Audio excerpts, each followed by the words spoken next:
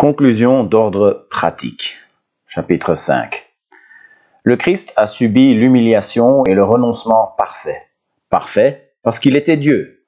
Renoncement et humiliation parce qu'il était homme.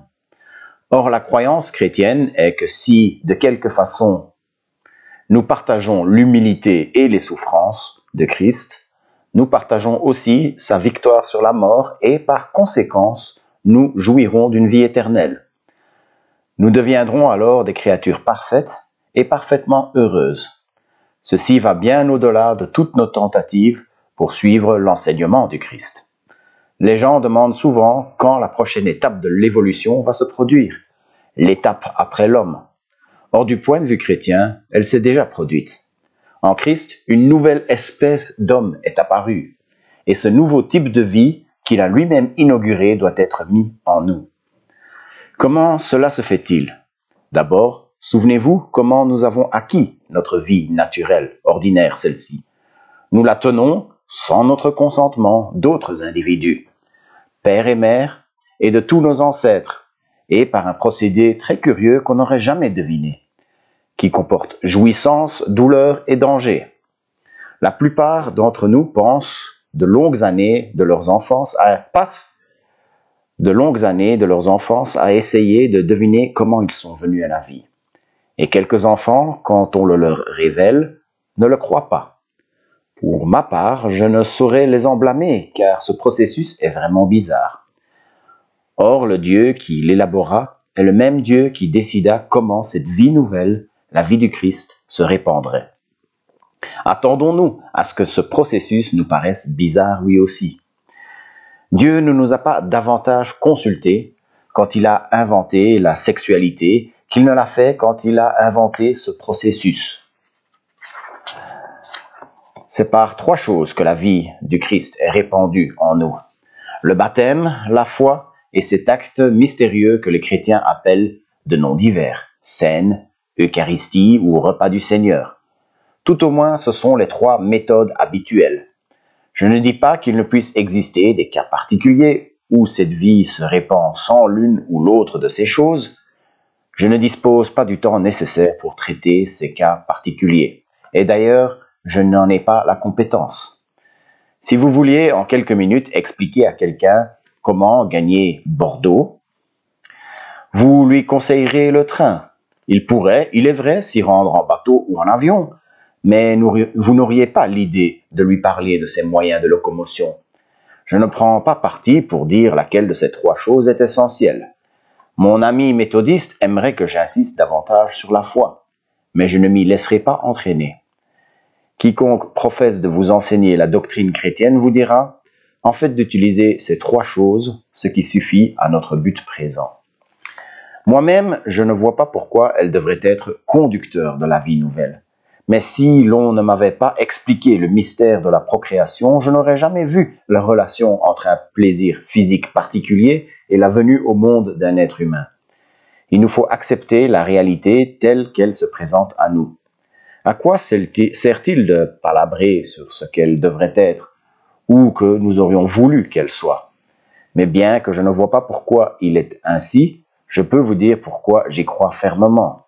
Je vous ai expliqué pourquoi je dois croire que Jésus était et qu'il est Dieu. Et n'est-ce pas un fait historique que Jésus a enseigné à ses disciples que la vie nouvelle est communiquée ainsi? En d'autres mots, je le crois sur parole. Ne vous effrayez pas de cette expression. Croire en une personne sur parole signifie simplement admettre ce qu'elle dit parce qu'elle est digne de foi. 95% des choses que vous saviez, vous les avez crues sur parole. Je crois qu'il existe une ville appelée New York. Je ne l'ai pas vue de mes propres yeux et je ne pourrais prouver par un raisonnement abstrait qu'elle existe vraiment. Je le crois parce que des gens dignes de foi me l'ont assuré. L'homme en général croit sur parole au système solaire, aux atomes, à l'évolution et à la circulation du sang parce que les scientifiques le certifient. Toute affirmation historique est fondée sur une parole digne de confiance. Ainsi, aucun de nous n'a vu la prise de la Bastille ou le sacre de Napoléon. Aucun de nous ne pourrait prouver ces faits par pure logique, comme on prouve une vérité en mathématiques. Nous les croyons simplement parce que les témoins les ont vus et ont laissé des écrits les relatant. En fait, nous les croyons sur parole.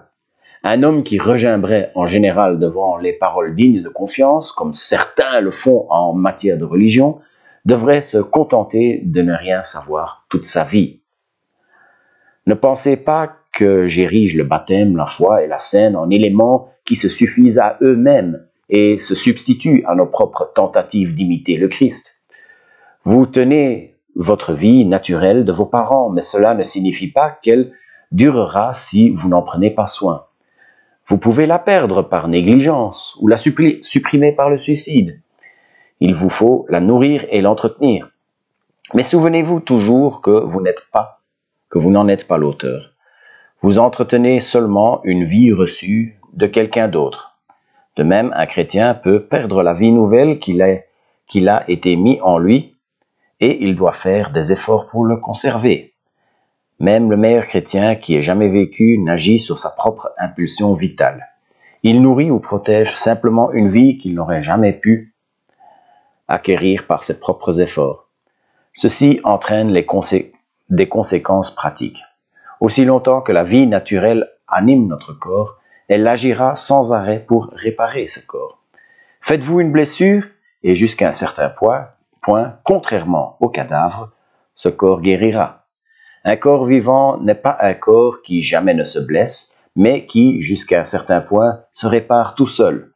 De même, un chrétien n'est pas un homme qui ne fait jamais le mal, mais plutôt un homme apte à se repentir, à se relever, à se remettre en route après chaque faux pas. Et ceci parce que la vie nouvelle habite en lui, le guérissant constamment, lui permettant de réitérer jusqu'à un certain point la sorte de mort volontaire que le Christ lui-même a soufferte. Les gens essayent d'être bons pour plaire à Dieu si jamais il existe ou, s'ils sont athées, pour mériter l'approbation des hommes de bien. Mais le chrétien est dans une situation différente. Il croit plutôt que tout ce qu'il fait de bien émane de la vie nouvelle qui est en lui.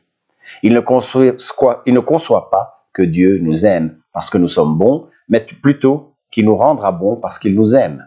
Comme le toit d'une serre n'attire pas le soleil parce qu'il est brillant, mais qu'il brille parce que le soleil darde sur lui ses rayons. Soyons clairs. Quand les chrétiens disent que la vie nouvelle est en eux, ils n'évoquent pas simplement un phénomène mental ou moral.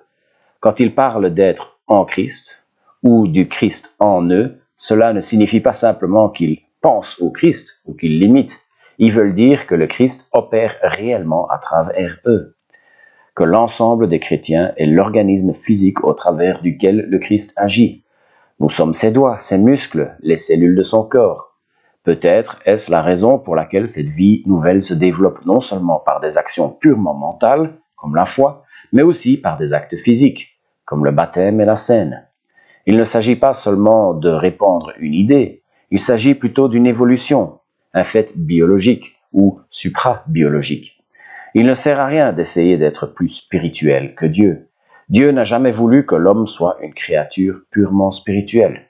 C'est pourquoi il se sert d'éléments matériels tels que le pain et le vin pour répandre la vie nouvelle en nous. Ceci nous paraît peut-être bassement matériel, sans spiritualité, mais nous nous trompons. Dieu a inventé le boire et le manger, et il aime la matière qu'il a créée. Un autre mystère m'intriguait autrefois.